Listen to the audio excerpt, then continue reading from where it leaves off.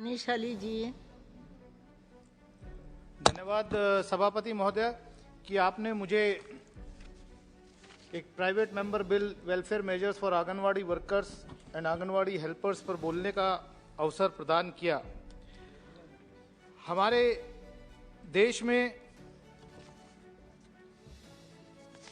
जो आंगनवाड़ी सेंटर्स हैं, लगभग 13,91,412 आंगनवाड़ी सेंटर्स हैं जो अभी पिछली 9 दिसंबर को माननीय मंत्री जी ने जवाब दिया है एक सवाल का, और उसमें करीब 25% आंगनवाड़ी सेंटर्स जो हैं वो प्राइवेट बिल्डिंग्स में चल रहे हैं।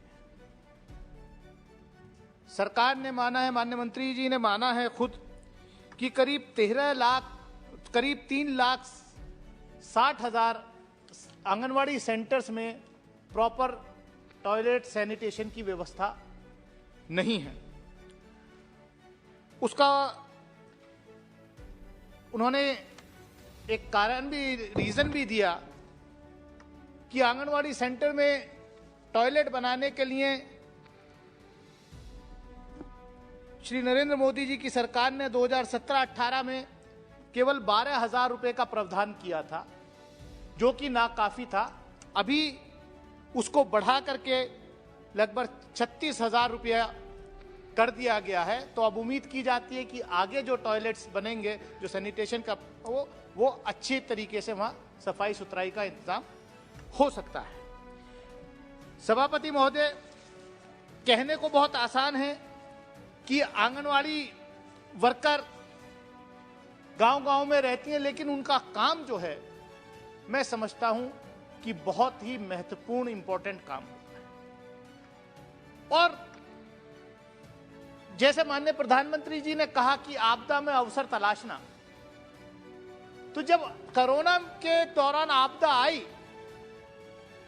तब ये इस देश की जनता, इस देश की पॉलिटिकल क्लास, इस देश के ब्यूरोक्रेटिक क्लास को अंदाजा हुआ कि जो गांव देहात में जो स्वास्थ्य व्यवस्थाएं हैं, स्वास्थ्य की व्यवस्थाएं हैं, वो कितनी चरमराई हुई है। जो गांव देहात में जो आंगनवाड़ी वर्कर हैं, जिसको आशा वर्कर के नाम से हम जानते हैं, उन्होंने आंगनवाड़ी वर्कर्स में, और ये आशा वर्कर्स और डॉक्टर्स, इन्होंने जो है देश में कोरोना से लड़ने के लिए फ्रंटलाइन वर्कर्स के तहत काम किया, चाहे सैनिटेशन वर्कर्स हो।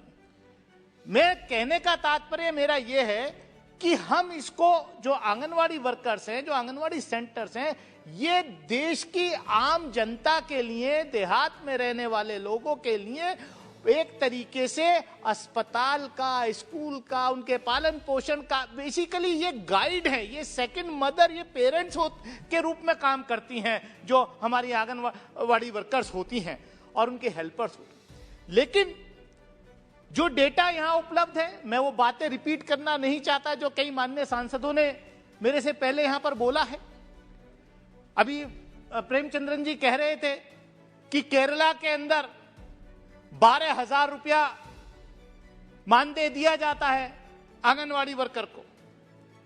उन्होंने एक सुझाव भी रखा कि इतना देश में अनएम्प्लॉयमेंट है, खासतौर से पढ़े लिखों में, कि अब एक सिस्टम बनाया जाए कि भारत सरकार जो है एक गाइडलाइन तय कर दे कि आंगनवाड़ी वर्कर की नियुक्ति जो हो, उसकी एक मिनिमम क्वालिफिकेशन हो जानी चाहिए।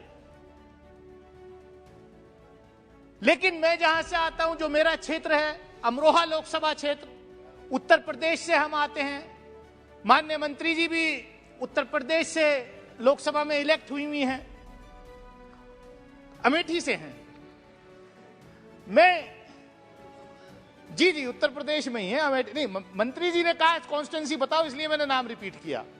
मान्य मैं अभी जो है प्रेमचंद्रन जी ने कहा कि 12,000 में, लेकिन उत्तर प्रदेश की आंगनवाड़ी वर्कर्स की बहुत दयनीय स्थिति, मैडम, देखा नहीं जा सकता हम लोग से। और ये हमारा सौभाग्य है कि आज women and child development welfare minister UP से आती हैं। उत्तर प्रदेश में भी इन्हीं की पार्टी की सरकार भी है।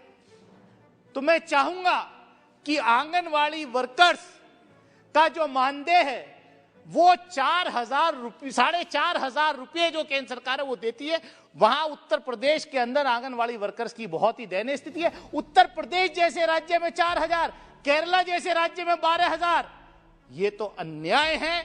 मैं उत्तर प्रदेश की आंगनवाड़ी वर्कर्स के लिए आपसे हाथ जोड़ करके प्रार्थना करता हूं कि उनके मानदेय को बढ़ाया जाए और उनको गवर्नमेंट, जो केंद्र सरकार के जो 4th ग्रेड के एम्प्लॉइज होते हैं, वो सारी फैसिलिटीज उनको दी जानी चाहिए। मैं इन्हीं शब्दों के साथ, इसी उम्मीद के साथ कि माननीय मंत्री जी इस पर जो है कुछ रोशनी डालेंगी जब अपना जवाब देंगे। बहुत बहुत धन्यवाद।